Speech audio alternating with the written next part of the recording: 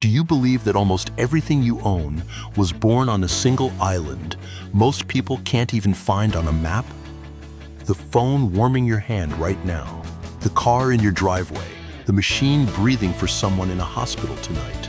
All of it begins here on a narrow spine of rock in a black and restless sea, where mountains the color of jade climb straight out of the Pacific, and the ground itself refuses to hold still.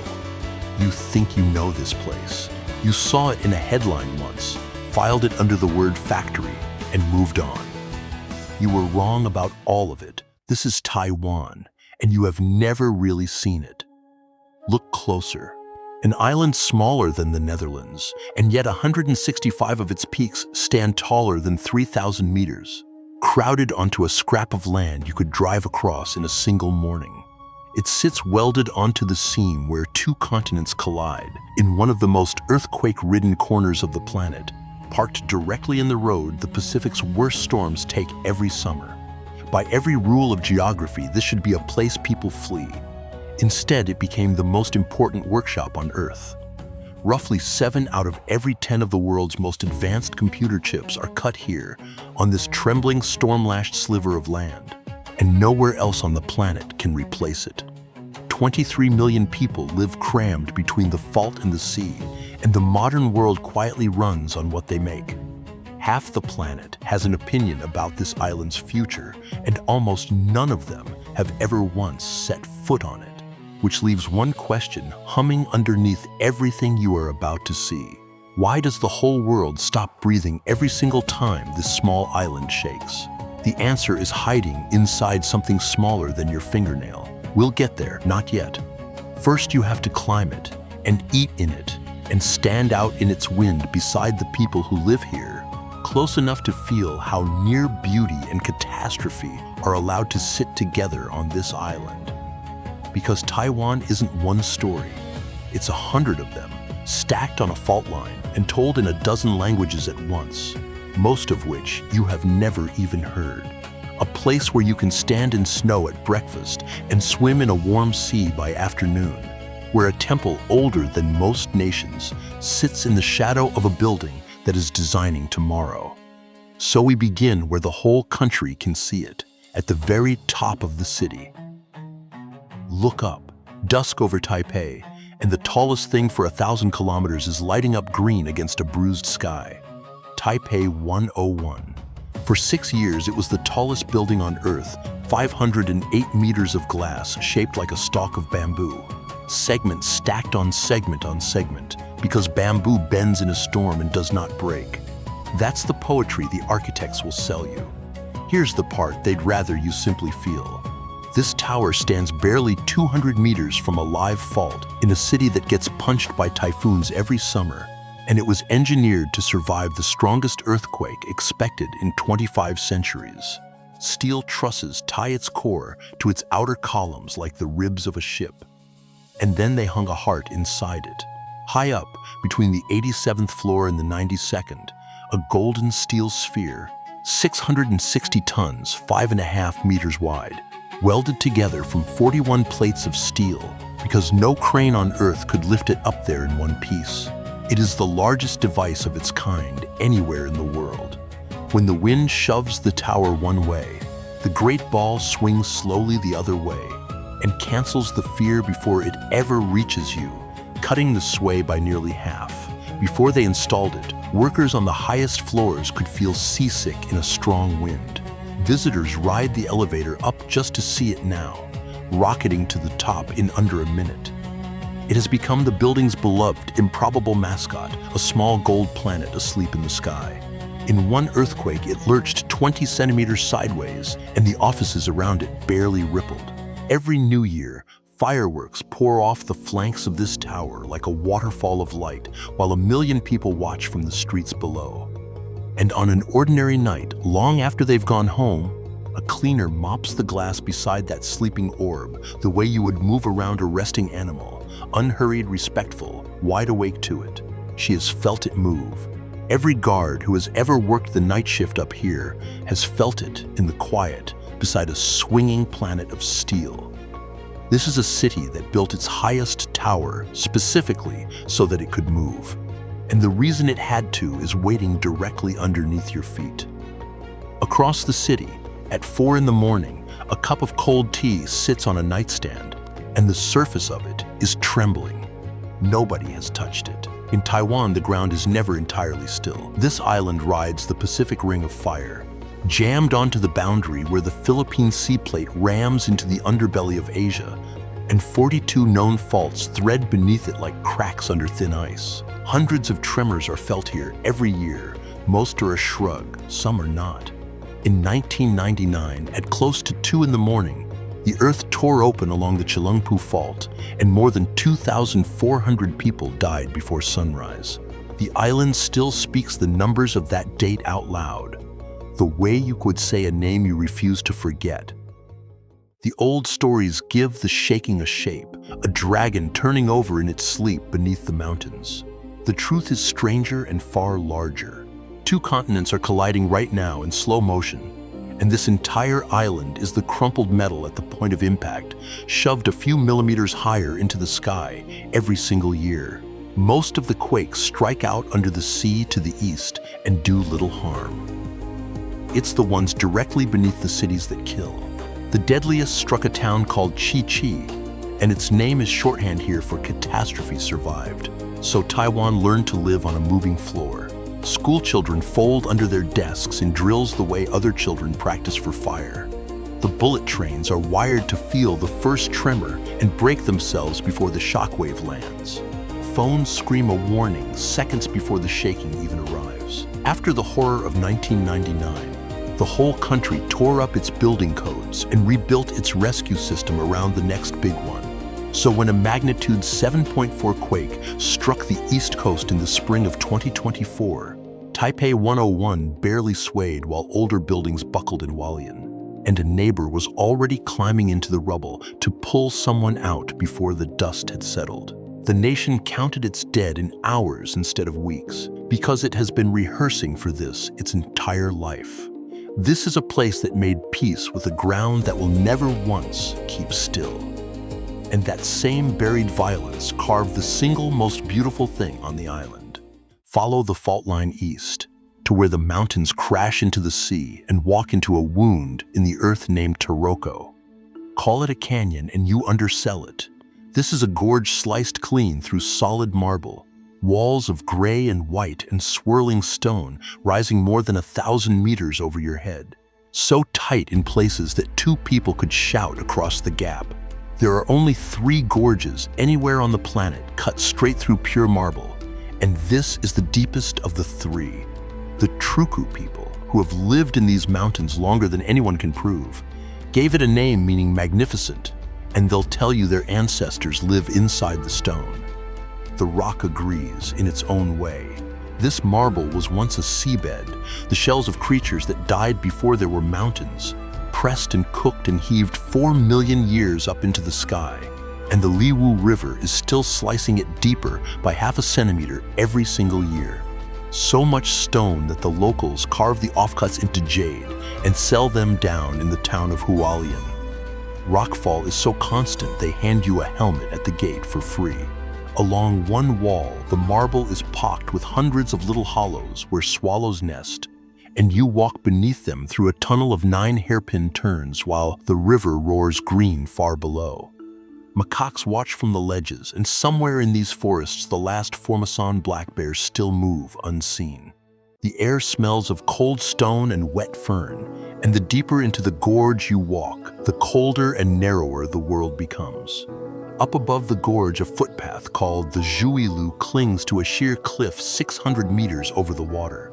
A ledge barely wide enough for your shoulders, carved by hand generations ago, and clinging to the rock above a waterfall is a small white shrine, built for the more than 200 workers who died blasting a highway through this stone, on what became known as one of the most dangerous roads on Earth. Stand at that shrine and just listen, a rope knocking against a pole, the water far below. A single bird, nothing else.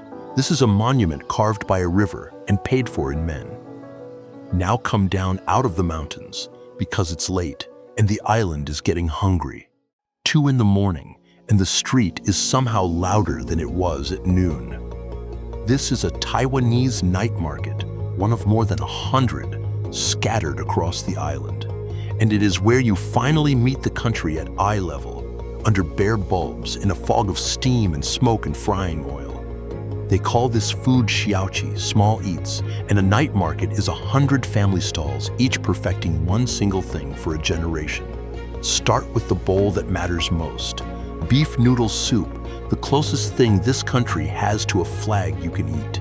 But taste the history in it. This dish arrived in 1949, with soldiers fleeing a lost war on the mainland. Men who would never see home again. And the broth they built out of pure homesickness became the comfort food of an entire nation, with its own festivals and its own furious arguments over who makes it best. There's a woman 3 stalls down who has ladled this same soup since before you were born, wiping her steel counter between customers with a cloth gone gray, not looking up, not needing to. Beside her, a griddle spits out oyster omelets bound with sweet potato starch, glossy and half-set. Down the lane, a man folds soft pork belly into a steamed bun called gua bao, shaped, they say, like a little purse fat with money, once used to bribe the gods for luck. This is the island that invented bubble tea and sent it around the world, and where a humble street stall of soup dumplings born in 1972 grew into a restaurant found on several continents. An old man and his grandson share one plastic stool, slurping noodles, and slurping is not rude here, it's the compliment. And then there is the smell that clears the tourists off the lane entirely. Stinky tofu, fermented until it announces itself from 30 meters away. Deep fried to gold, cracked open to a soft and tangy heart. To you, it's a dare. To the man eating it standing up at midnight, it's just Tuesday. The rule here is simple. You eat where the line is longest, and you never ask why it smells like that. This is a country that turned exile and rot into 2 of the things it loves most. And in the morning, it wants to show you the actual edge of the world. Drive the East Coast at first light and the road runs out of land. On your left, cliffs of dark green rock stand almost vertical and plunge straight down into the Pacific, rising as much as 800 meters sheer from the water, among the highest sea cliffs anywhere on the planet, rivaled only by the fjords of Norway. On your right there is nothing at all but water, and the drop is the astonishing part. Barely 50 kilometers off this coast, the seabed falls away to more than 4,000 meters. So the island isn't so much sitting in the ocean as balanced on the very rim of a trench. The old road that clings to these cliffs, the Suhua, has killed drivers for generations. A thin ribbon caught between falling rock above and open sea below, only recently made safer by tunnels bored straight through the mountains. Close enough now that you can leave Taipei after breakfast and stand under these cliffs by lunch. In the blue light before dawn, a truck driver runs it with one hand on the wheel and the fog swallowing the road 10 meters ahead. And he does it because the goods have to move, and for a long time this was the only way through. Hours later, when the sun is fully up and the sea has turned a shocking turquoise, kayakers paddle out from a pebble beach to look back at those same cliffs from the water. Tiny specks under a green wall a kilometer high, the swell lifting them and setting them down. The cliff faces are streaked white, where waterfalls slip straight off the top and turn to spray before they ever reach the sea. Same rock, 2 entirely different lives lived against it, one in fear and one in wonder. Neither of them fully trusts the ground beneath all that beauty, and neither of them is wrong not to. The whole coast feels provisional, as if the island were only borrowing this land from the sea. If you already suspected this island was more extraordinary than the world ever gives it credit for, and I think that you did, then tell me below. Because most people genuinely have no idea. Stay with me though, because we are barely halfway up. This is a place where solid ground is a privilege and not a promise. And it is not finished climbing yet. Keep going up, past the last village, past the tree line, until the clouds are below you instead of above. Yushan, Jade Mountain, 3,952 meters, the roof of the entire region, taller than any peak in Japan, the Philippines, or the eastern edge of the Asian mainland. When Japan ruled this island and surveyed this summit, they found it stood 176 meters higher than their own sacred Mount Fuji, and they renamed it, almost sheepishly, the New High Mountain. The Bunun people who knew it first simply called it the highest place. In winter, snow makes the peak shine like carved jade, which is exactly where the name comes from, and a sea of white cloud pools in the valleys until you would swear you could walk straight out across. This is one of 165 summits over 3,000 meters crammed onto a single small island, so beloved that a climber may apply again and again for years and still not win a permit for this one peak. Snow falls up here 24 days a year, the first flakes as early as October, and this mountain holds the highest point anywhere along the entire Tropic of Cancer, the only place on that whole line still scarred by the ancient Ice Age. In spring, rivers of butterflies pour up through the passes below. From the neighboring peak of Alishan, crowds gather in the dark just to watch the sun break over this endless sea of cloud, a moment worth every freezing hour of the climb up. Climbers spend a night in a lodge at 3,400 meters, then rise in the black cold to reach the summit exactly at sunrise. And at the very top sits a weather station, the highest permanently occupied building in all of Taiwan, where a handful of men live in shifts, weeks at a time, walking up and walking back down, keeping watch through blizzards and wind and the storms that maul this island every summer. They boil water at nearly 4,000 meters and hand a hot cup to a stranger who made the climb, then send them on toward the light breaking over the sea of clouds. This is the highest ground for 1,000 miles of open ocean, and every summer the sky itself comes here to try to tear it down. The forecasters have a name for it, and when they say the name, the whole island braces. Typhoon. The great spinning storms of the Western Pacific take direct aim at Taiwan every year, walls of wind and water that flatten the palm trees and empty the streets in an afternoon. This is one of the most storm-battered coastlines on the entire planet. The strangest part is the calm before it. 2 or 3 days out, the sky can turn glassy and blue, the clearest views of the whole year, and the old-timers know exactly what that unnatural clarity means. Then it hits. Remember that golden ball hanging inside Taipei 101? In one typhoon, a single storm, the wind shoved that 660-ton heart a full meter sideways, the farthest it has ever swung in the building's life. And another storm swung it 70 centimeters more. Down at street level, the metal shutters roll down, families move inland from the coast, and the whole country waits it out over bowls of hot soup, while the windows shudder in their frames and the rain comes sideways. The convenience stores stay lit all night, small islands of fluorescent calm where people shelter and buy instant noodles until it passes. Fishermen haul their boats up the ramps and lash them fast and wait to see what the sea gives back. The water these storms dump is staggering, more than 3,000 millimeters a year on the high peaks, enough to keep the rivers carving and to send whole mountainsides sliding down across the roads below. And before the typhoons even arrive, a long plum rain drapes the island in weeks of gray drizzle each spring, until an umbrella is less an accessory here than a spare limb. Nobody panics, everybody prepares, because here a typhoon is not a disaster you survive once. It is a season you plan your whole year around, the way other places plan around a harvest. Whole superstitions have grown up around the winds, each great storm remembered by the name it was given. Children here learn the shape of a typhoon warning before they learn to ride a bicycle. This is an island that made a calm schedule out of the sky's very worst temper. And all of it, the shaking ground, the killing cliffs, the storms, surrounds the one place the entire planet simply cannot afford to lose. So now at last the answer. Go to a city called Hsinchu, into a building most people on Earth will never enter, where the air is scrubbed cleaner than a hospital operating theater, and the workers move in white suits like a silent priesthood. This is where the chips are made. Not ordinary chips, the most advanced processors humanity knows how to build, etched with features so small they're measured in nanometers, in billionths of a meter. To picture it, a single human hair is about 80,000 nanometers wide, and these patterns are a few nanometers across, finer than a strand of your own DNA.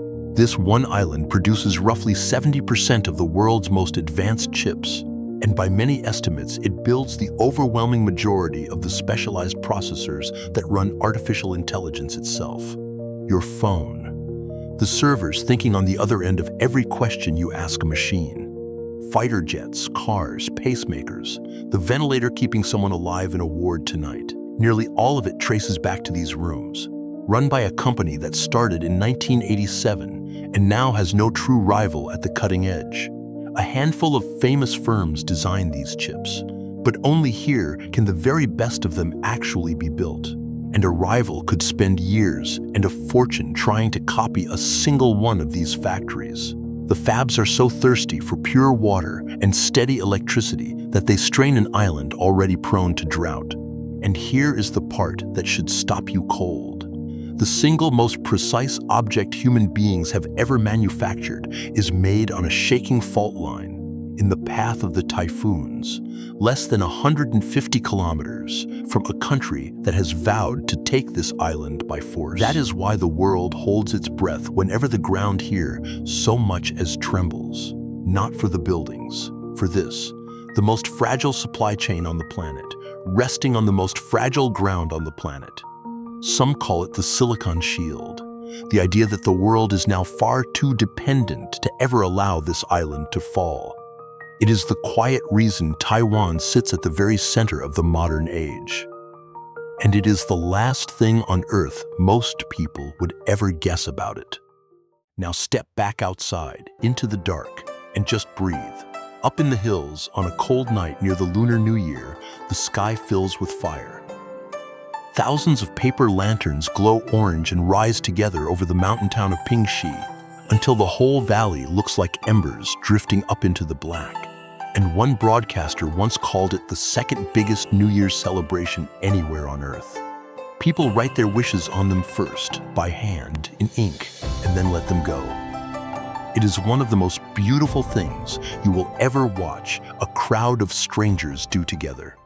But the lanterns did not begin as wishes. The sky lantern itself is ancient, said to have been invented 17 centuries ago by a Chinese military strategist to send silent signals across a battlefield after dark. And when it drifted into these particular hills, it took on a darker, kinder job. Long ago, these mountains were prowled by bandits, and the villagers would flee up into the peaks and hide, leaving a few men behind to guard the empty houses. When the danger finally passed, those men would launch a single lantern into the night. And up in the hills, a frightened family would see that one point of light climbing the dark and understand exactly one thing. It's over. It's safe. You can come home now. That is what these lanterns were. A message that said, we survived. Come back to us. Today they carry hopes instead of warnings, and tens of thousands of them are released each year, sent up daily from the railway tracks of a little town called Shifen, right beside a broad thundering waterfall, where couples and grandparents queue for hours to scrawl a single wish before letting it climb. Though some people worry now about the spent paper and wire raining back down onto the forest, so volunteers walk the hills the next morning, gathering the fallen frames out of the trees. For a few weeks each winter, this quiet mountain town becomes the brightest place in all of Taiwan. Still, the shape of the feeling has not changed at all. There's a word for what people feel watching them climb the dark together. It doesn't quite cross over into English. Maybe it isn't meant to. This is a place that turned a signal of survival into a prayer you can hold in your own two hands. And once a year, the very same island opens a door to the dead. For one whole month, every year, this island believes the gates of the underworld swing open. This is Ghost Month, the 7th moon. And on the first day the gates open, and on the last day they close, and in between the rules quietly change. The dead return, hungry and wandering, and the living make room for them. Families set food out on the sidewalk. burn folded paper money down to ash in the gutters, and lay out whole feasts of offerings at the temples to feed the wandering souls. At every show, the entire front row of seats is left empty because those seats are not for you. You don't swim. You don't marry. You don't buy a house or a car. You don't whistle after dark, in case something follows the sound of it all the way home. On the rivers, people float paper lanterns out onto the black current to light the way for the souls who drowned and never found the shore. And it's said the farther your lantern drifts, the better your fortune. The temples run for the whole month, priests chanting to settle the restless incense burning day and night. And in a couple of coastal towns, teams of men swarm up towering greased poles, stacked high with offerings in a wild, roaring scramble, snatching the food back from the other world in a contest they simply call grappling with the ghosts. To an outsider, it can look like fear. It isn't. It is an entire culture agreeing, for 1 month, to remember that the dead were once as real and as hungry as they still are. It is less a haunting than a family reunion that simply happens to include the departed. Stand in a narrow lane at dusk during Ghost Month, when the paper money is burning down in the gutter and the smoke hangs still and gray in the streetlight. A scooter passes. A temple bell sounds once, somewhere, then nothing at all. The living lower their voices. And for a few weeks, 2 worlds quietly share one crowded island. Then the last day comes, the gates swing shut, and the ordinary rules return. This is a country that keeps a door propped open, once every year, for every single person it has ever lost. But some of the people here were keeping this island long before any of these customs ever washed ashore. Go back up into the high country, to the villages of the people who were here first. The indigenous tribes of Taiwan, 16 of them officially recognized and around 500,000 people in all, have lived on this island for thousands of years, longer than any temple, any dynasty, any highway, any chip. Their languages are among the very oldest roots of a vast family of seafaring peoples who spread over centuries across half the surface of the planet, from Madagascar in the west to Hawaii and the far edge of the Pacific in the east.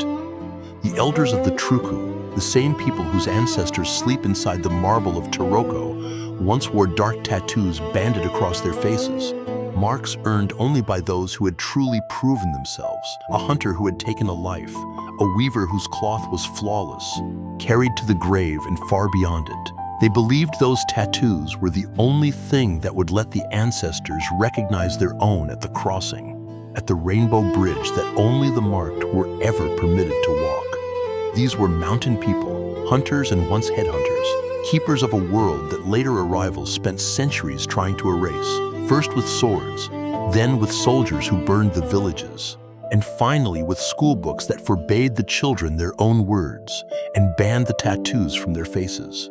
Some of the very last elders to wear the full marks lived on into this century, their faces a living map of a nearly vanished world. And yet their songs, their weaving, their claim on these peaks did not vanish.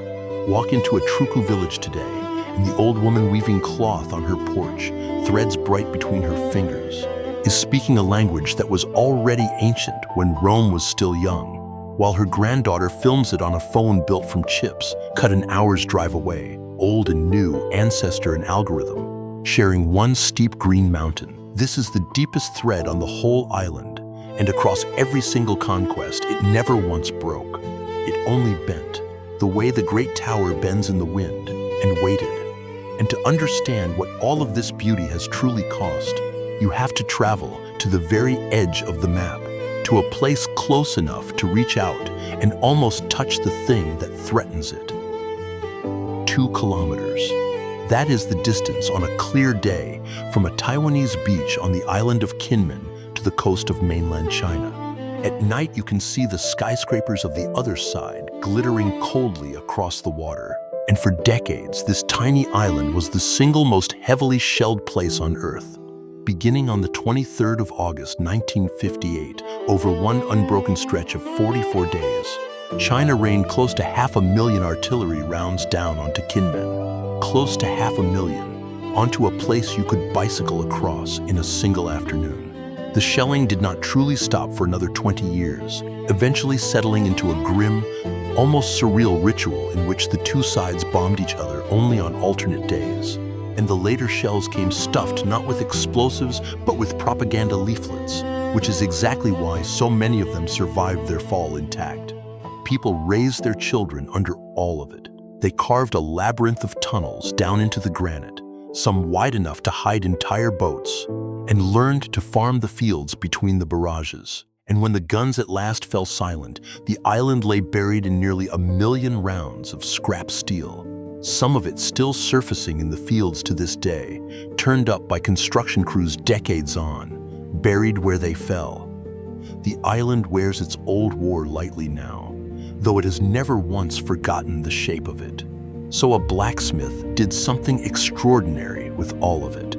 He gathered up the spent shells, the very metal that had been fired to kill his neighbors, heated it white in his forge, and hammered it into kitchen knives. The steel is dense and holds a fearsome edge, and a single artillery shell yields as many as 60 blades, dozens turned out in a single working day. His family has now beaten out hundreds of thousands of them, cleavers prized in kitchens around the world. Bombs remade into the tool a family uses to cook its dinner.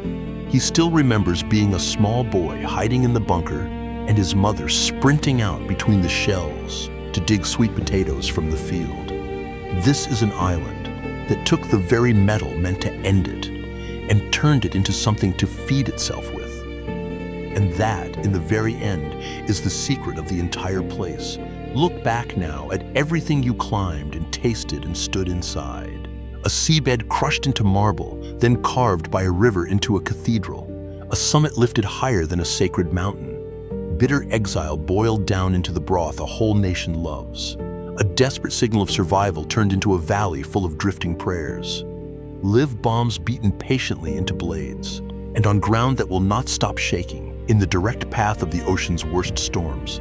The single most precise object our species has ever built. There is one thread running underneath all of it, and once you see it, you can never quite unsee it again. This island takes pressure, and it turns that pressure into precision. The very forces that should have shattered Taiwan are the exact forces that made it what it is. The collision raised the mountains. The constant danger built the discipline. The fault line, the typhoon, and the threat waiting across the water together forged a people who learned to make the finest things in the entire world in the least safe place on earth to make them. Fragility here is not the opposite of strength. Fragility is the forge, and the world outside, tapping away at its glowing screens, has almost no idea that this trembling green island is exactly where its whole future is quietly being balanced, night after night, on the edge of a knife. Think of the marble again, born from a crushed seabed. Think of the blade, born from a bomb. What looks like an ending here is only ever the raw material for something finer. So the next time you unlock your phone, take a single second to remember where that small square of silicon actually began.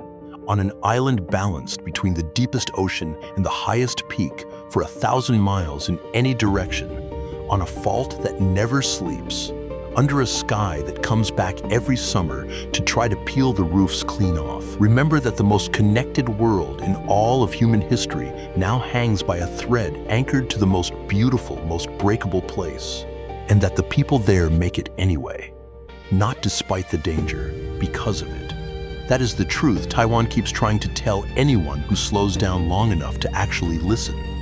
Everything worth having is made under pressure, in a place where it could always be lost, by people who chose to stay and make it beautiful regardless.